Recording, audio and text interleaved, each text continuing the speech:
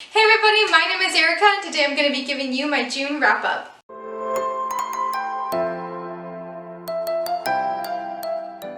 So June was Pride Month and I'm so happy that I actually managed to get through all 5 books I wanted to read for Pride Month. It's just been really nice reading SAPPHIC books and that was my main goal for the month of June. So let's just get right into it. The first book that I read in the month of June that was not a SAPPHIC book obviously was The Mark of Athena by Rick Riordan. Again, I'm slowly working my way through the Heroes of Olympus series because I was putting it off for so long. I actually did want to read this in the month of May for my readathon that I was participating in, but I did not get to it in time, so I read it at the beginning of the month, kind of from the end towards the beginning. The Mark of Athena is obviously following Annabeth as well as a few of the other demigods that we meet in the first few books. In this book, the demigods from Camp Half-Blood are merging to go to Camp Jupiter so they can work together and, complete this quest because they need to complete it with one another. Plus, Percy Jackson has been missing for these last 6 months. Annabeth is worried about how their relationship might have changed over this time, as well as just how Percy is perceiving the Romans versus the Greeks now, and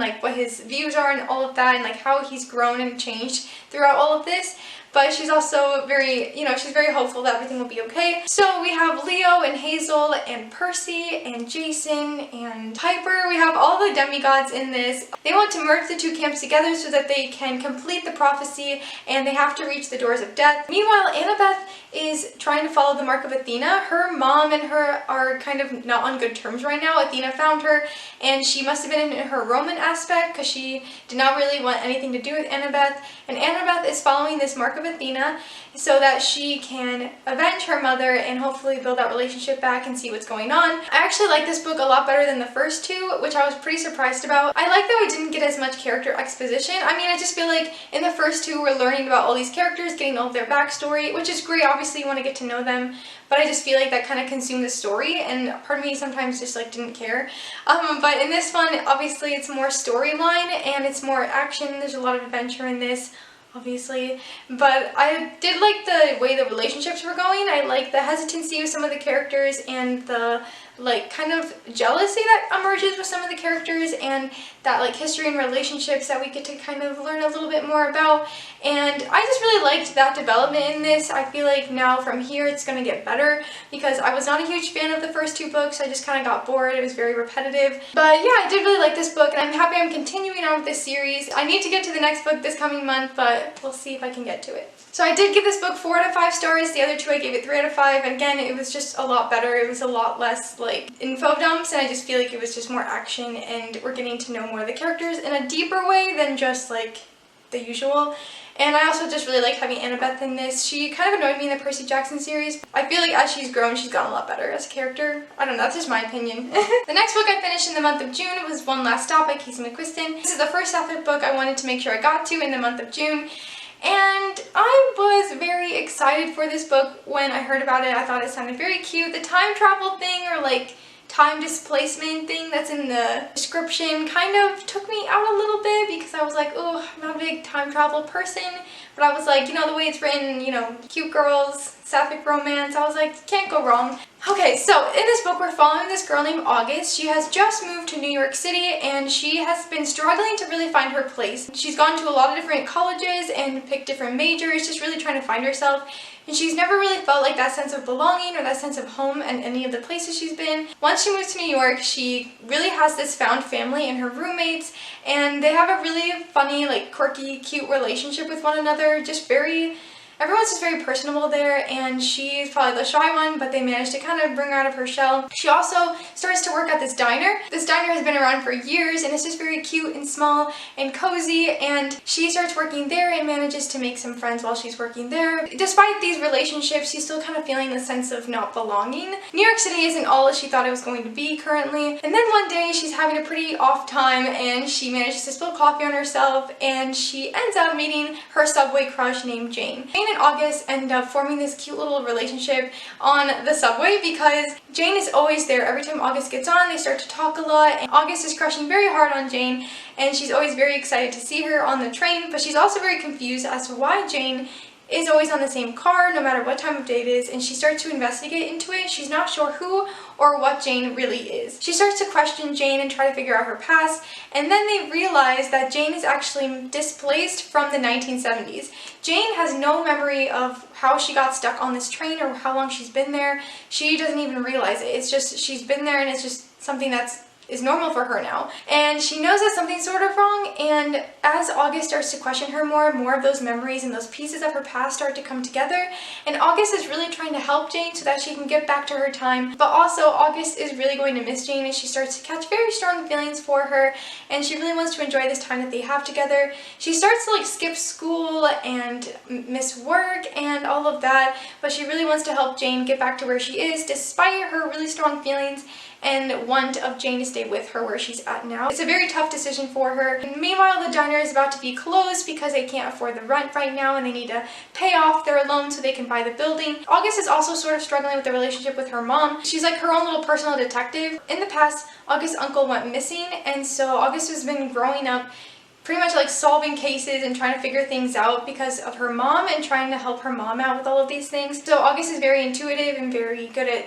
solving things and like learning about people, which is why she's helping Jane and all of that. So their stories start to merge together in this, and their relationship starts to grow. They have to work out their relationship while also working out Jane's past and figuring out how to save the diner all at the same time. That was a very long description, but I was a little disappointed in this book. I did really like the relationships that were built in this. The characters kind of annoyed me at times. I got really like stressed out because August just kept like skipping work and school. Like, that just stressed me out a lot because I'm like, how does she not getting any consequences? Like, it just felt very convenient that her boss never like fired her. I mean, I know it's a small little diner, so maybe it's no big deal, but she missed a lot of work and she missed classes, yet somehow she was perfectly fine and was like still passing. I just like didn't understand how she could miss so much school and not have any consequences with it. Like, I get that they were like, well, you better start coming to class or else, you know. But it just kind of felt like weird to me. And then the whole thing with like the mom and the uncle was a little strange while this was all happening, but I guess, I mean, it all kind of like interweaved together. The one thing, okay, so obviously I love sapphic romance. Obviously I'm a lesbian. But what I could not stop thinking about while there were like the romance scenes on this train, these trains are disgusting. Like, Chicago trains alone are just terrible, and Chicago's like a pretty clean city for the most part, like compared to New York. Let me say that. New York is very dirty and busy and crowded, and like the fact that, like, I get it that everything was supposed to work out like that and like the train would turn off and the power and everything, but like it was just, I could not get past the fact that they were like doing it on this dirty train, and I'm sure a lot of people have done these things on the train. But I just couldn't like look past it. Like, it was very hot and very like, you know, sensual and everything, but I don't think, I just couldn't look past it. I was like, this is disgusting.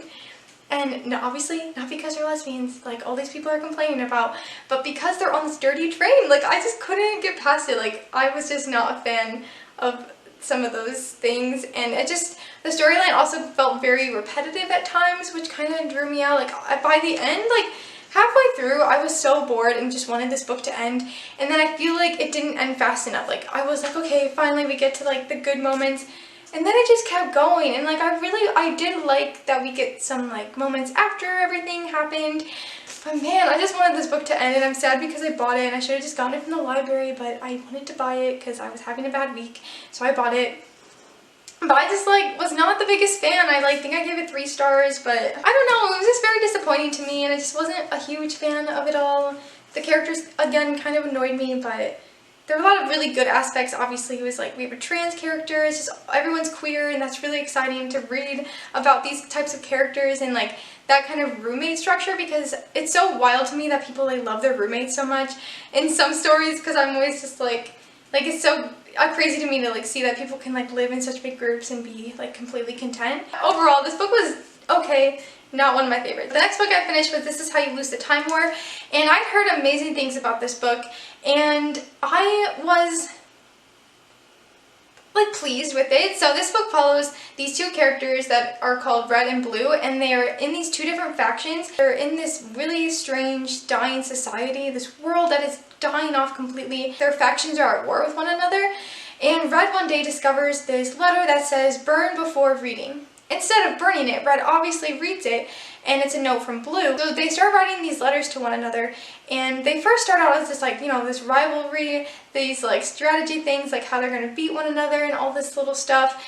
And then the letters start getting longer and longer and deeper and just more meaningful, and, like, there's just a lot more to them, and then they start to fall in love with one another. However, if they are discovered, obviously it would mean deadly consequences for them. I don't even know if I'm explaining it right. I liked this book. Like, it was a very interesting concept, very unique writing style, and just unique in general. It was very different than anything I've ever read before, and the main issue I had is that I just had a hard time really focusing on it. I mean, it moves really quickly, it's a very short book, but I just could not visualize things very well, which is really hard for me.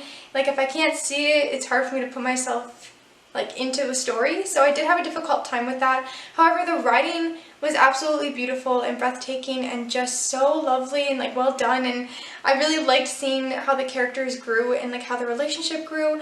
And it was also very sad and but, like, also heartwarming at times. But I feel like there's a lot of dark moments in this. But overall, I did like this book. It was just not exactly what I was expecting, but it was well written, which definitely kept me going. Alright, the next book I finished was Not My Problem by Sarah Smith. This is the same author who wrote the Falling in Love montage, and obviously I love that book. So this book, I kind of went in with, like, not super high expectations, but also I think maybe a little too high expectations. However, I did really enjoy this book. So in this book, we're following this girl named Adine. She's in high school, and she's really struggling to keep up with her schoolwork. She's very distracted because her mom has always had a drinking problem. Her dad was actually in another relationship. I don't know if that's a spoiler, but her dad has always kind of came back only when it was convenient for him. Every time he leaves, her mom goes back into drinking, and she was doing decently, and Adine would always try to keep track of her, like what she was doing, just because she was worried about that and did not want her drinking problem to get out of hand. So they don't have a lot of money, and Adine really wants to make sure her mom isn't spending the money on alcohol or, like, drinking, and so she pays very close attention to details. She pays very close attention to what her mom's doing during the day, like if she's at work, and just trying to keep track of her, which is kind of sad, you know, because she's trying to, like, be a high schooler and just live her life. So at school, Adine is, again, struggling really hard with her schoolwork. She just doesn't really want to focus on it, doesn't really care or anything. She's also having some mixed feelings with her best friend Holly. Things are a little tense, but, like, she kind of brushes them aside. And so Adine is always trying to get out of gym class. And one day, when she goes down to the locker room, her arch nemesis, Mayab, is crying, and she doesn't like Maya because she's always been very spoiled, and she's rich, and she is perfect at school and everything. Like, she's in every extracurricular, she's always ahead of everybody, she's running for class president, and so, you know, she's just never really liked Mayab. And so when she sees her crying, she's, like, kind of excited about it, but then she checks in to see what's wrong, and Mayab is just very stressed with schoolwork. She's tired of everything. She feels like she has a lot of pressure on her because of her parents, and her dad is a principal, and she feels like she has to be doing all this stuff or she'll be a disappointment, and she always has to be succeeding. Her schedule is completely booked. She has to make time just to shower and, like, sleep and, like, all these little things. She just has everything put into a schedule so she can keep track of it all. And Adine kind of, like, is like, whatever, why is this big deal, just quit. And Mayab just, like, I can't do that. So Mayab asks Adine for a favor and how she can help her. Adine's like, okay, what can I do? And Mayab says she wants Adine to push her down the stairs and break her ankle. And so finally, after some arguing, Adine just pushes her down the stairs, and she actually does break her ankle. She sprains it. This guy named Kavi had heard the whole thing, and they're nervous that he's going to tell, but he becomes a good friend, but he starts bringing more people to Adine so that she can help them. She gets roped into doing all these kind of dangerous things to help her friends. Not exactly dangerous, I mean, some of them are dangerous, but, like, more so just she could get in a lot of trouble, and she's already on thin ice at school. So she does all these things to help these people, but meanwhile her own problems are starting to build up at school and at home. Her dad came back and, of course, left her mom again, and so her mom starts getting back into drinking, and Adine is really stressed about it, trying to make sure that her mom is okay and not drinking, and she's really trying to keep track of everything she's doing because she doesn't like where that takes them. Also, her best friend Holly, who is also trying to run for the school president, she and her are having a very tense relationship right now. Things are just not really good with them, and Adine's been kind of trying to avoid Holly because she has all these other friends. But Kavi is really starting to become close to Adine, as well as Mayab, and all of this stuff. Adine starts to catch feelings for Mayab, and it's just there's a lot going on. But fixing these problems for other people makes Aideen realize that she needs to start fixing her own problems as well. Overall, I really actually enjoyed this book. I was a little iffy on Aideen. She really annoyed me, but I understand like she's going through a lot because I just don't like when people like, it stresses me out when people fall behind in schoolwork and stuff, but I guess it's just life, obviously. Her relationship with her mom is just like, I feel like it was just written so truthfully, and like it's sad that she had to go through all of this. There's a lot of kind of heartbreaking moments in this to see Aideen have to go through these kind of things, and you start to realize like why she misses school and why it's really hard for her to focus. I really love the writing of these relationships in this book. Like Kavi was such a great addition. He was so much fun and such a good friend, and I feel like he was so like misunderstood and like people just didn't really like get to know him very well, and he's actually such a cool kid. And then Holly and Aideen's relationship I feel like was written really well. I feel like it was very honest in how toxic it was, because we all have, I feel like, those friends who we think are our friends and we think that we're going to be lost without them if we don't stay friends with them, and we do whatever we can to fix any issues. Like we just brush aside things, we don't accept apologies, we're just like, yeah, everything's fine. Like I have been there.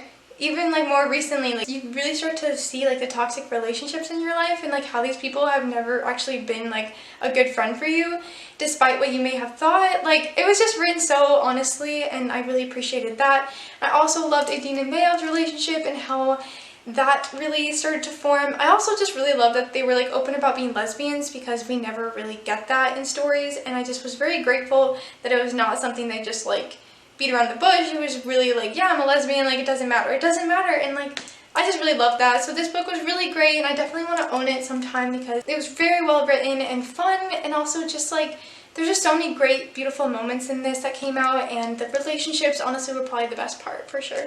Alright, and the last book that I finished in the month of June, it was another SAPPHIC book, obviously, and that was These Feathered Flames by Alexandra Overy. And I really went into this book not knowing much. I only picked it up because I heard it was SAPPHIC. In this book, we are on this land called Turin, and here there is magic, but it's beginning to fade because it's been very controlled by this person who is called the Firebird. So the Firebird doesn't really become a whole Firebird, but that has like these Firebird aspects. And the Firebird is someone who keeps balance on magic and pretty much kills anyone who goes against like the balance of magic. In Turin we have this queen, and she gave birth to twins. If you give birth to twins, their fates are decided for them at a very young age. So we have Asia and Isabeta. When they were 10 years old, their fates were picked for them.